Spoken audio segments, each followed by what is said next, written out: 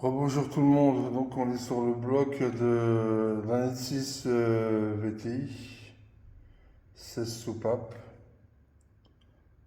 Là, bah écoutez, hein, vous voyez bien que il est bien rayé. Hein. Le Sina, c'est une catastrophe. Celui-là un peu moins, mais quand même. Et celui-là, bah ça va. Il n'y a pas trop de jeu au biel, il n'y a pas de jeu quasiment.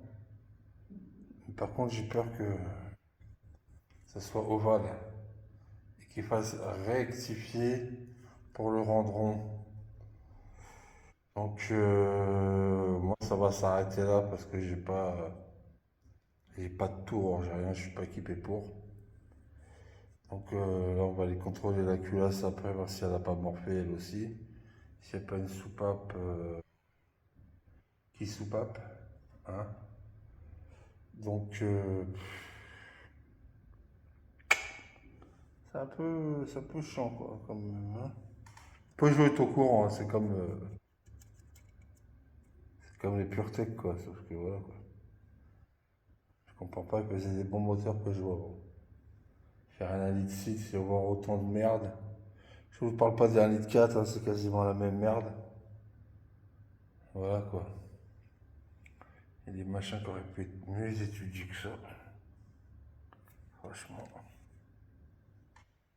C'est dommage, avant les chemises indépendantes, c'est mieux, on pouvait changer les chemises dès que ça déconnait, puis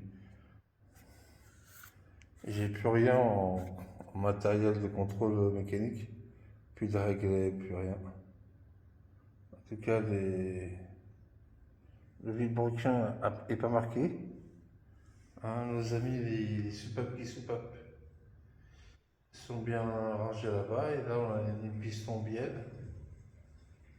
Par contre, ils sont marqués, les deux plus marqués, c'est cela. Ah, regardez, c'est marqué. On sert au maximum.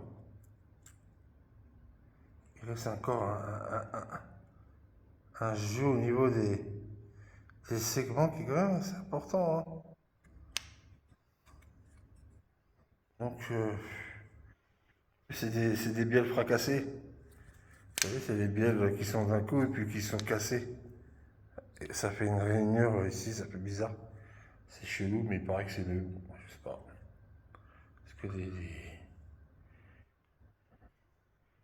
pistons eux-mêmes, on leur donne un petit coup de nettoyage, ça va le faire. Hein.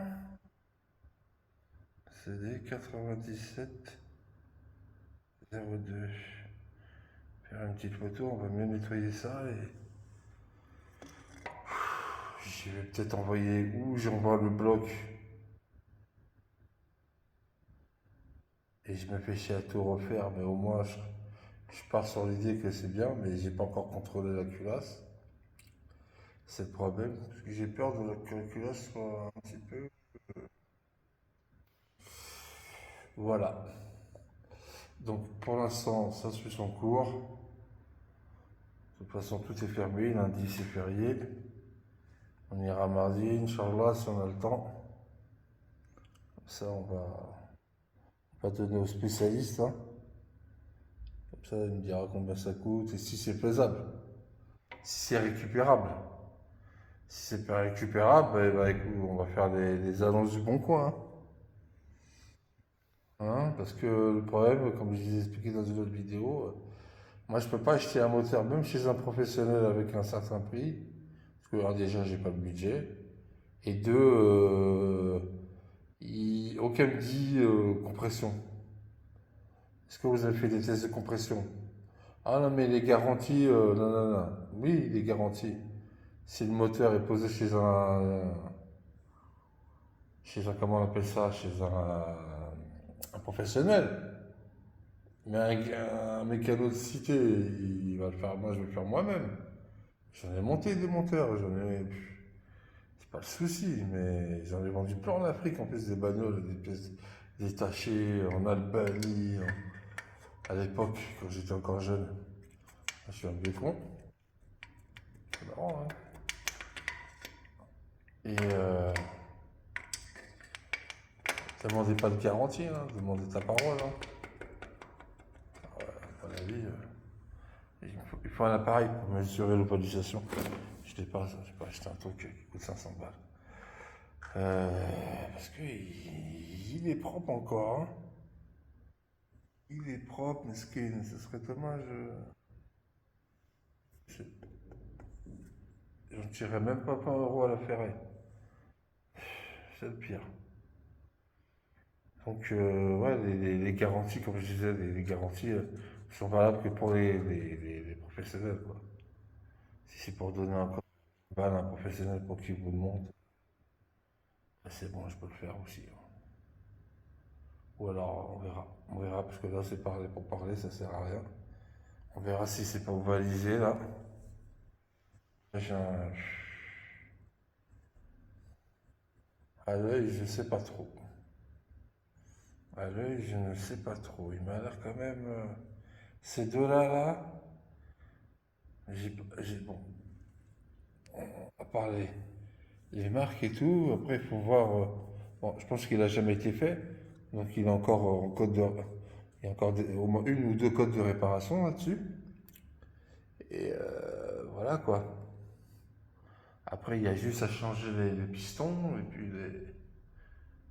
c'est bon, quoi, ça repart. Hein.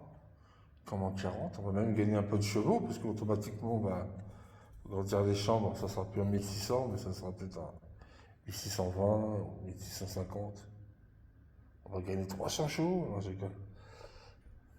Il faudrait que je démonte le pibroquin, que je l'aurai à l'aise, le volant moteur aussi, pour gagner un peu dans les tours.